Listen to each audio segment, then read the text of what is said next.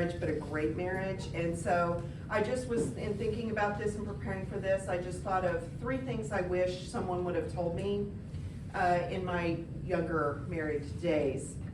The first 2 kind of go together, so I'll say them together. Take care of yourself first. And the rest of that is so that you can take care of others.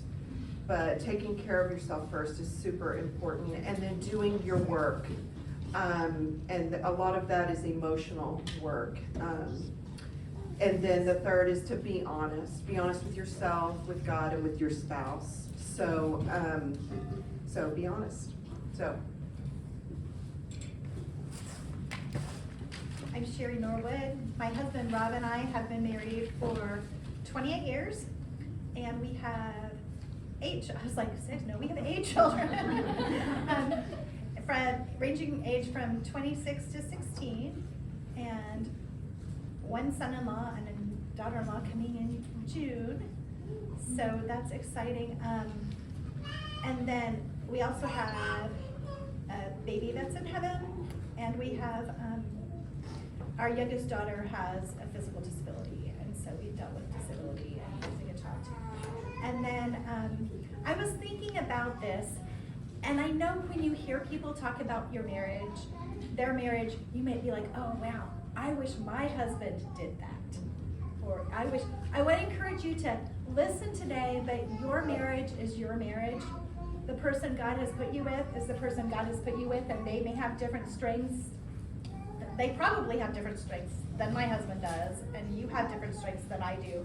And so there are biblical principles in marriage, like submit to one another out of reverence for Christ and love one another. But the Bible does not say your job is to wash the dishes, your job is to do this. And that's something that you have to figure out in your marriage, and it may change in different seasons in your marriage as different things are happening. As mamas with babies, you're the primary caregiver right now, a lot of you, and that's important. So I would just encourage you to trust God and with the process, and that your marriage isn't going to look like mine, and that's okay. Well, you 2 kind of stole everything I was going to say. I'm Melinda. I've been married 21 years. I have 4 kids, so 4, 6, 8. We just keep going downhill. And I have 2 in college and 2 still in high school. We've lost a daughter. We've had multiple moves. So yeah, marriage makes it through.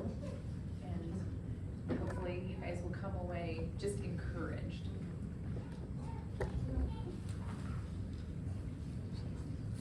All right, so our first question is a fun little icebreaker. Describe your best, worst, or first date with your husband. Anybody want to go? I will. It was kind of funny because yesterday I was asking Rob, I said, so what did you consider a first date? And the one, and 21 years later, or 20 years later, the one he remembered, actually, he's like, well, I remember we went on a hike. Well, the funny thing was he invited me, he said, hey, would you like to go on a hike? And then he said, and if you want, you can invite Senya, who's one of my good friends, who was a mutual friend of us. And so we've later talked about that, and that was his out. That was like to give me an out if I didn't really want to just go with just him. But I'm like, no. So I did not invite Senya. And it was great. But both of us remember that hike as a time because we really got to talk and share and got to know each other better. And then there were dates after that. I think we were also chatting about what was our best, worst, and favorites. And I think we kind of came to the same conclusion. Our favorite day was actually when I kind of half-heartedly proposed to him, and then he later proposed to me. But we worked all summer. We dated. I'd broken up with him, and then I ended up having to get an internship at the job he had, which I was not happy about because we were going to have to work together all summer, and he was going to be basically my kind of boss. At the end of that summer, it was great. We had a great time that summer, and just were friends. And he took me to a Shakespeare festival, which it took me years to realize he hates Shakespeare. Like he hates Shakespeare, hates theater, any of that stuff. So the fact that he took me to a Shakespeare festival, yeah, it was years later before I realized just how impactful that was. But on our way back, I'm like, you know what? I'm tired of messing around. Let's, why don't we just kind of get married? You're kind of the person I would actually want to marry. And so then he proposed to me 6 weeks later. Yeah. I'm just gonna pass that one. I was just gonna talk about how Russ stood me up one time, but he doesn't think he did, but we were 15 and 16, so. All right. Did you and your husband schedule regular date nights when your kids were little? What did this look like? Yes, we did. Ours were we just knew we needed to get out of the house and be together. And we just wanted to have fun. So we made sure our dates were about having fun and not talking about the business of marriage, which I'll talk about later. But ours were pretty boring. We would go to Macaroni Grill. Y'all familiar with that? And you know how they have tablecloths that you can ride on? We would play hangman. And it just was really fun. And then we usually go to see a movie. So as you picked up with 8 kids in 10 years and actually had 9 kids in 10 years, our house was really busy and there were lots of little ones all the time. So one of the things we did when our kids were little, and actually for as long as we could, is they had early bedtimes. They had like a 7 o'clock bedtime.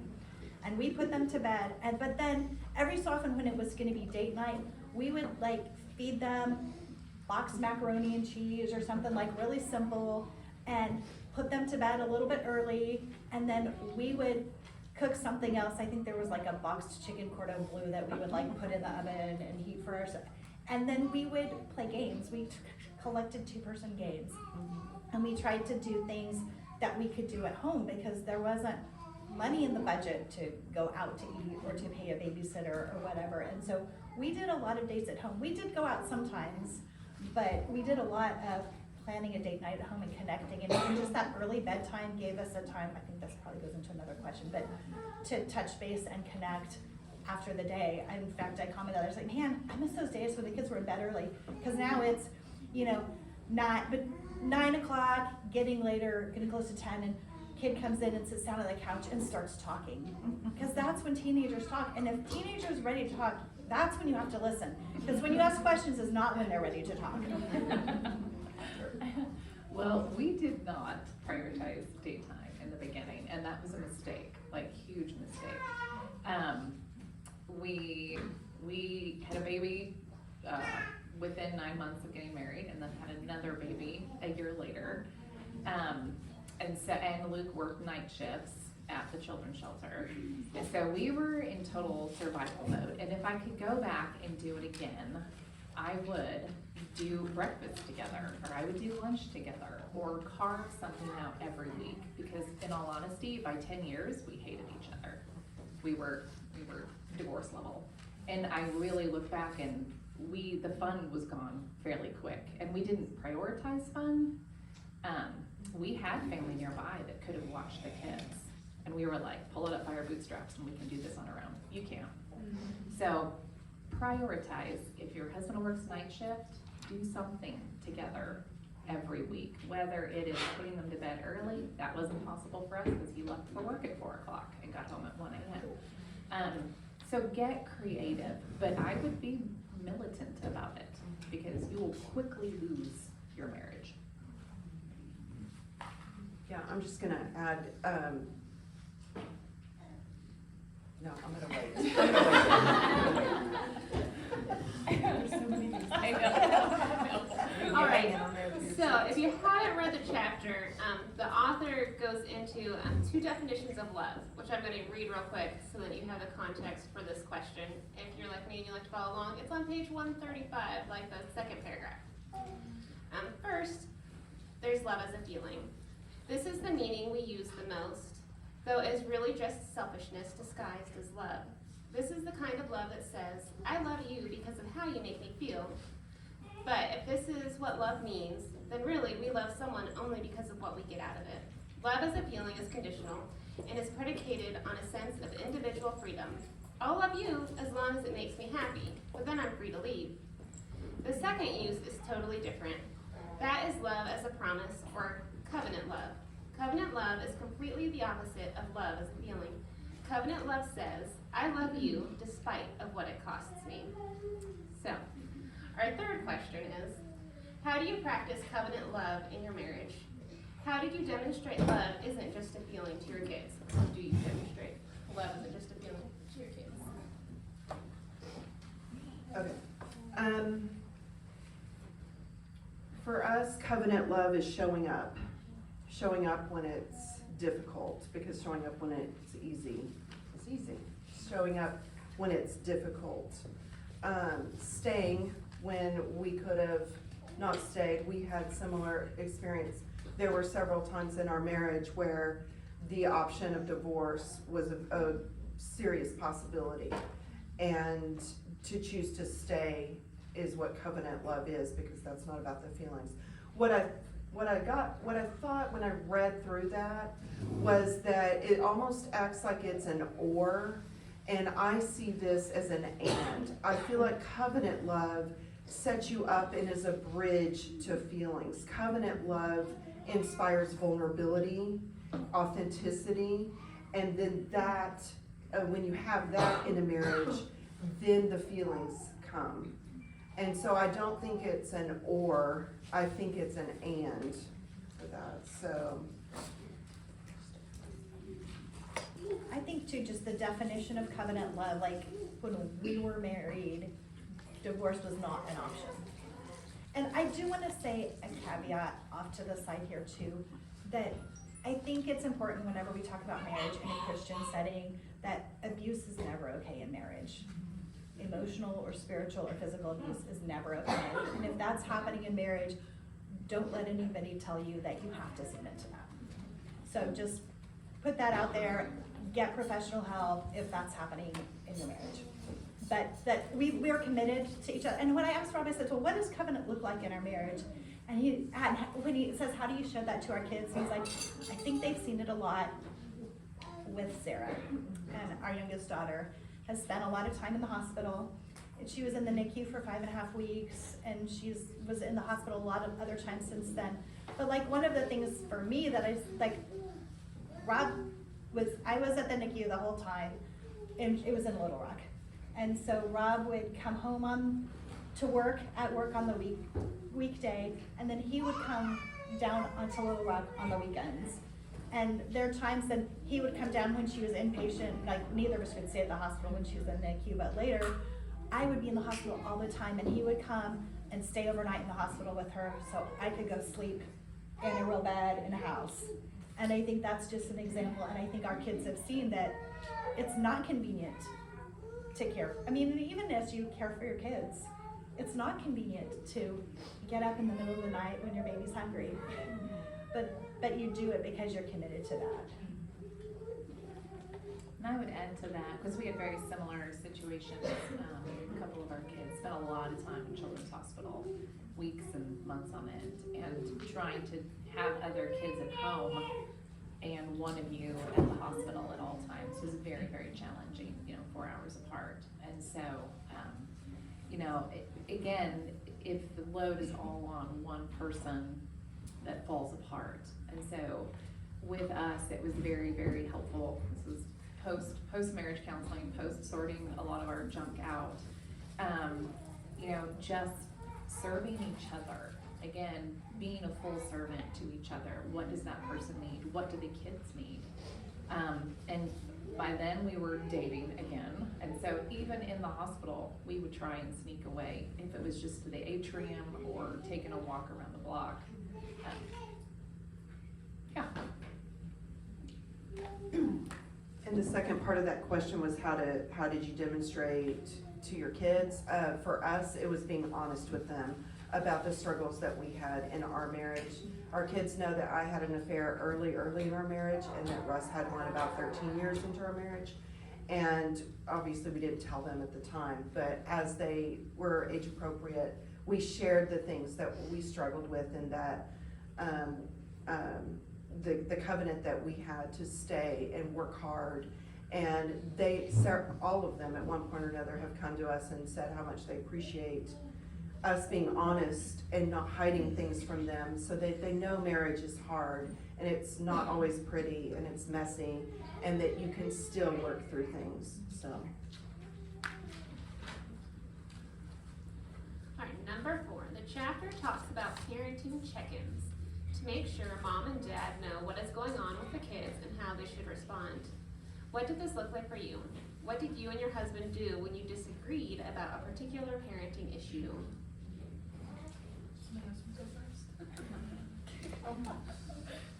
Well, there's the first 10 years and the second Yeah. 10 years. So, I'm just gonna caveat, there's kind of a pivotal point in our marriage, about 10 years, I was bound and determined I was divorcing, and I was pretty final on that. Obviously, we're still married.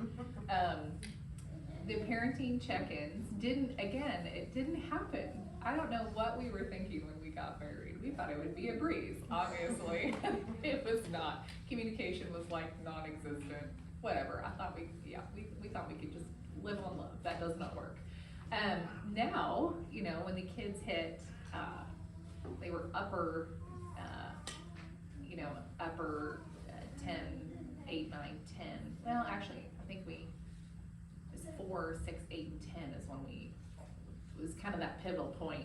That's when we began the check-ins. And now, as they're teenagers, they are vital. They're vital when they're younger, because your kids' personalities, I don't know about yours, I only have 4. They're so different, oh my word. And what works well for one kid, it does not work for the other child. And so you can't peg your kids in boxes any more than you can peg spouses in boxes and have expectations. And so the check-ins, we don't have like specific like date night check-ins or check-in times, but being able to really okay, how do we handle this particular personality that is not even remotely like either of us? Or, we have a couple that are very similar to me, which is like type A. Oh dear. Yeah, and then we have 2 that are super laid back. And so, being able to flush out our own junk and not pour our own junk into how even we're parenting our kids, I think requires our own working through our own stuff. And even recognizing, okay, is this because of how we were parented? Like, that's a lot of our conversations now. Is this because our parents did this? Okay, wait a minute, that didn't work so well. Or, whatever. Or why did they do that? Like, we're doing a lot of fleshing out. A lot more fleshing out, even now more. So, being open, being communicative. If you disagree, don't disagree in front of the kids. I mean, take it to a back bedroom. There are times we will be like, and then we walk into the back, 20 minutes, 30 minutes later, we come out and we're like, okay, this is what's gonna happen. And it's worked pretty well. I don't know if that really answered the question or not, but communicate. I think the early bedtimes helped with parenting check-ins. When the kids were little, we didn't have like a formal meeting either, but just making sure that we had time. And like even now, 4 mornings a week, Rob and I get up and we go to the gym together, and it's only about 8 minutes in the car each way. But I'm feeling like it's a chance for us to connect in the day, and that's been really good. When you disagree, I think what Melinda said about, if a parent has started down a track and you would not have done it the way your husband is dealing with the situation, let him do it. And then if you feel like it's a really big deal, talk about it with him, not in front of the kids at a later time. And I think it's important that the kids not be able to play each other. I asked Dad, I asked Mom, what did Dad say? Did you talk to him? Yeah. And I think also to be able to take ownership, but I was thinking of a current example. So last Friday when Mothering Matters got canceled because it was a mess. So on Thursday, I got a text from one of my college girls saying, may I borrow the car this weekend? Because it was gonna be a 3-day weekend. And I said, where are you gonna go? And she said, Dallas. And I'm like, do you watch the weather report? She's a college student, she's technically an adult, and if she's gonna go, and so my response was initially, that's foolish, why would anybody take a road trip this weekend? Can't they go another weekend? And so we kind of, I said, well, tell me more about your plans, and we kind of got through that, and I said, well, let me talk with Dad, because I was feeling hesitant, but I remember advice that I got when our kids were little. There's so many times you have to say no, whenever possible, say yes. And so like, okay, so we talked through it and went, if she's gonna drive to Dallas, I'd like for her to have our reliable car that will do well, and that's safe. And we just discussed that, you know what, you really need to not drive home Sunday afternoon. You need to be home by noon on Sunday. And so I was still nervous about it, hesitant. It ended up being fine. They didn't hit any bad roads. It was just really, really cold. But that was an example we talked about, and I shared my concerns, with her about what it was, but also with he's like, I really think that we need to let her do this. And if at all possible, we need to support her. And so just having those discussions about those things, and also figuring out which things are, this is just my fears, or this is my opinion because this is how it needs to be done. Because God gave your kids 2 parents, most of you have 2 parents, and your husband has skills that if you let him do them and not correct him, he'll do awesome.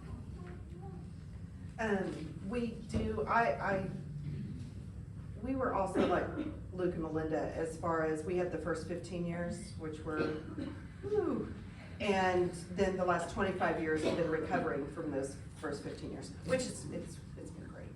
I feel you. And so, yes, we definitely have regular check-ins that we started 25 years ago. They're called marriage staff meetings. It's MSM. It's where we do the business of marriage. And that's when I said earlier we had date night. It's a very separate thing for us. We don't want to talk about the business of marriage when we're on our date night, trying to have fun. And so we have a regular marriage staff meeting every week, characterized by that, obviously. It doesn't always happen, but characterized by that. And one of those things we do discuss, especially when our kids were at home, were the kids and how they were doing, and we homeschooled, and so we were going through all of that. So yes, we had regular, that part of doing that marriage staff meeting was something that, when you aren't connecting, you kind of go this way, and you wake up and you're like, oh, you're way over there and I'm way over here. What a marriage staff meeting has done for us is kind of kept us kind of like that. So, and when we disagree, Russ and I now, we know our strengths and weaknesses, and the strengths I have, maybe he doesn't. And so we kind of rely on each other. If we disagree about something, we rely on what I bring to the table and then what he brings to the table. And then we trust each other. And so we might not necessarily agree, but Russ will trust that I know about this situation, or vice versa, so. The chapter also discusses the importance of alone time for mom and dad. What did or do you do to recharge when you are feeling drained from life and all the responsibilities of being mom? This was where I really did not do well. I did not ask for what I needed, and I did need alone time. I think we all do. But this was what I was referring to early, in knowing how to take care of yourself and asking for what you need. So I did not do that very well for a long time, but when I started doing it, one of Russ's favorite things to do with the kids was the drive-through dinner. And so he knew I liked to be at our house alone instead, and so he would take the kids and leave. And he would go through a drive-through and say, you can only get one thing, whether it's a drink or dessert or a side or the main. And then he would go through 4 restaurants, and it took a long time. And they could have dessert first if they wanted, or drink. They've asked me to do that, and I said no. That's Dad's thing. I don't have time to do that, but that's what he did. When the kids were little, one of the things that I tried to do during the day, especially with 5 and under, was have a little bit of a routine during the day, but when they outgrew naps, they had a quiet time. And we had kids sharing rooms, but I would put one of them on a quilt in my room. In fact, I've got a Bible with crayon marks on it because of that. But just, they had to be quiet, and they could play with toys, but so that I had that quiet time during the day, so that was helpful then. I was looking back, another thing that we did is, for lots of years, I would lead a Bible study in the evenings with some ladies from church or attend one. And Rob made it a priority that he was home that night so that I could go out and do that. And then I think too, there's alone time and then like me time. So that wasn't by myself, but that was with other people. And then actually Rob has been meeting with Russ and another guy for at least 20 years for like breakfast they meet every Tuesday morning at 7 o'clock. And so, you know, that means that I've got to get kids up that morning by myself. And so that's another, okay, I'm gonna die to myself. And he's just different seasons made time for, I mean, reading a novel is a good thing for me, although I would have, when I had little kids, I had to be careful because I would just ignore them once I got into the novel. And so I think there's a little bit of discipline there. But I think the other thing to realize is that you need that time and it's important, but to not be resentful when something interrupts that time. That, you know, Jesus calls us to die to ourselves, and that means laying down our lives for our kids, our husband, or for the neighbor that interrupts, whatever. And that when we plan that regularly, then when it gets interrupted occasionally, it's okay, but to not feel entitled to that time, but also still make it a priority and learn to rest. Holding it loosely. Again, there's first 10 years and then the last 11 years. So first 10 years I had no life. No. It was kids, and I ran a daycare. So I had kids from 6 a.m. to 11 p.m. There was no alone time. I did do the hour of quiet time, even for my kids and my daycare kiddos, and that worked. That was my only quiet during the day, and I coveted that time. And that actually worked really well. And so when they would outgrow naps, I let them have the cars, the books, the whatever they wanted in their little space. As long as they were not disrupting another kiddo, I did not care, because it gave me some space and peace and quiet. Really, in the last 10 years, about once a year, Luke will check me into a hotel for a weekend. It's great. All by myself, I leave, I turn the phone off, I leave everything at, I'm just down the road, and kids are, unless there is a fire or a car wreck, they are not allowed to contact me, message me, ask me for anything, and he isn't either. And actually, I have left my phone at home before. He's like, I'll call the hotel if I need anything. I love those weekends. Otherwise, it's just carving out, when they're older, it's so much easier. I will be honest, it is so much easier when they're older. Mothering Matters was my only other escape, honestly, of adult time when the kids were little. And so that was my alone time, was here, honestly, when they were little. I thought of something else. I'm not sure how much this fits too, but just like time alone, also time with the Lord. And that might look different. It might be just putting on worship music because you have kids pulling on you all day long.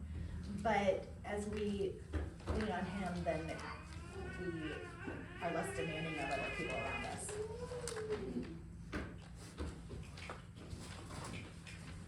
All right, and the last question. What is your advice for couples when they feel like they are drifting apart because life is busy or they are exhausted, or any other reason you'd like to touch on? Me. Make it a priority to spend time together, whether it's that date night, whether it is the couples check-in. That's one thing we learned was, you had 4 kids, both of us. I ran a daycare, but he worked a couple of jobs when the kids were little.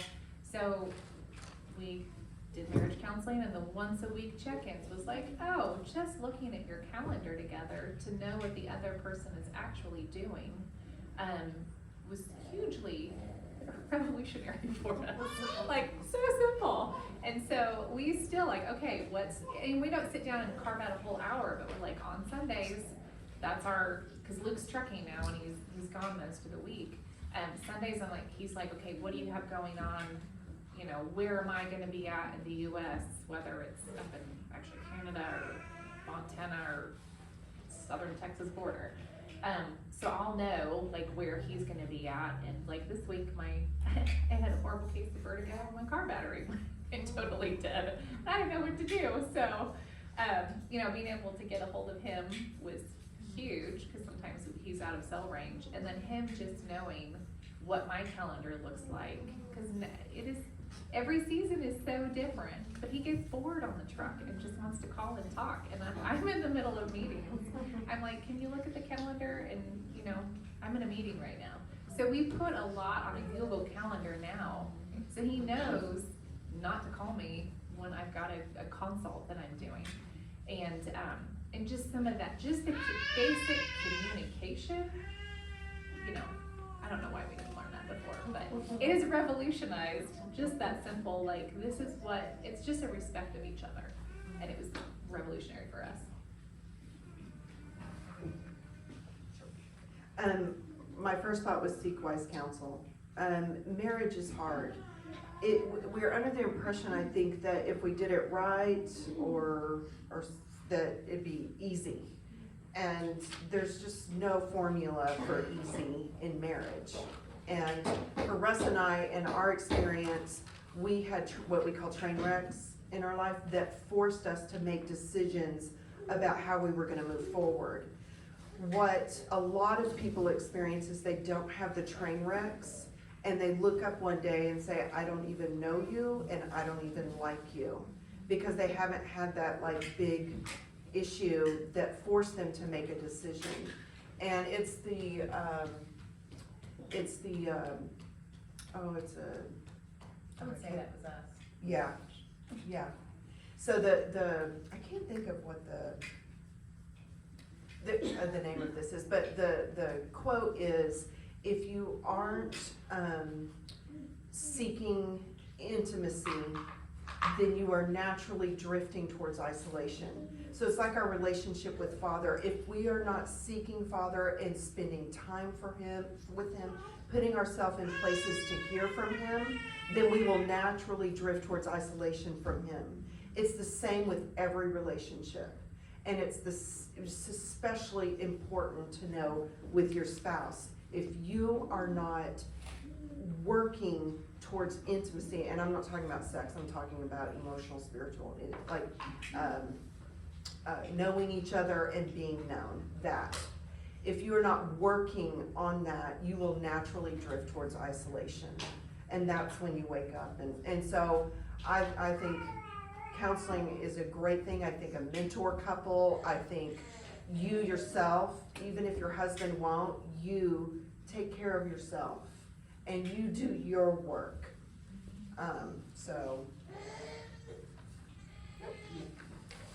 Great advice. I think another thing, it says because life is busy and they're exhausted, evaluate your calendar and figure out really if you have to be doing all those things. I mean, our kids didn't do anything outside of the house till like our oldest was 12.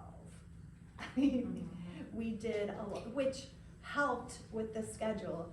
And I feel like our culture is so much, and we're there and we're going 50,000 directions too. But it will be okay if your kid doesn't play soccer for a season so that you can connect.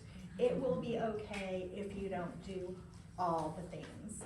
And look at that and figure out and see, and I think the Google Calendar is a great idea. Each of our kids have a Google Calendar that they share with us, at least those that are living at home, so that we can kind of plan and see when is good.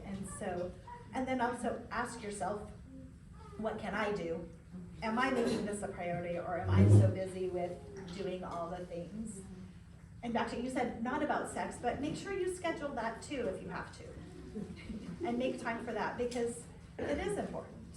And that focusing on, and being intimate so that you feel like it, like you feel like you're being known, is important. So, but it is hard, and life is hard. We live in a world that's hard. And it's a lie that says that once you trust Jesus, everything's gonna be fine, because it's gonna be hard, but it's worth fighting for. Can I say something to kids, multiple children and activities? And this is just a choice we made, but because, like my husband's either always worked 2 jobs or he's been gone most of the time. But if my kids were in multiple, like I have 4 kids, and if they were all in a different sport, it would be up to me to get them everywhere. And I can't handle that personally. I'm a go-getter, but that is too much. So when our kids were younger, actually till they hit middle school and they're in public school and the bus could take them, they had to be in the same sport. Is that fair to them? I don't care. I don't know. It was fair to me and it kept me sane. So when one kid wanted to do soccer and another kid wanted to do baseball, we kind of had a vote. We're gonna do soccer. We're all gonna do soccer, or just the one kid will do soccer. Cause I can't do one at soccer, one at baseball, one at, softball. It's not gonna happen. And, I had one kid who loved soccer that season, and the other 3, I literally paid them a quarter to kick the ball. And we never did soccer again. And, that kid, they won the championship, the other kid. And the others wanted to do something like, well, we're doing soccer this year. And we eventually all settled on summer swim, and all 4 kids ended up loving swim. Did they all try different sports? Yes, they did, but they all had to do it together for my sanity's sake. So that was a choice we made because I couldn't rely on my husband to go. We couldn't be on 2 different fields in 2 different towns. I just couldn't do that, and I wasn't willing to sacrifice for a little bit of my mental health to do that, because you will sacrifice. I sacrifice my mental health if I do that. So just, when you think of that, that's a huge thing with kids these days, or has been for a long time. And, yeah, that was just a choice we made. I'm gonna just add to that. I think we do that because we think that we need to do that for our kids. But what they desire is a safe, not chaotic home.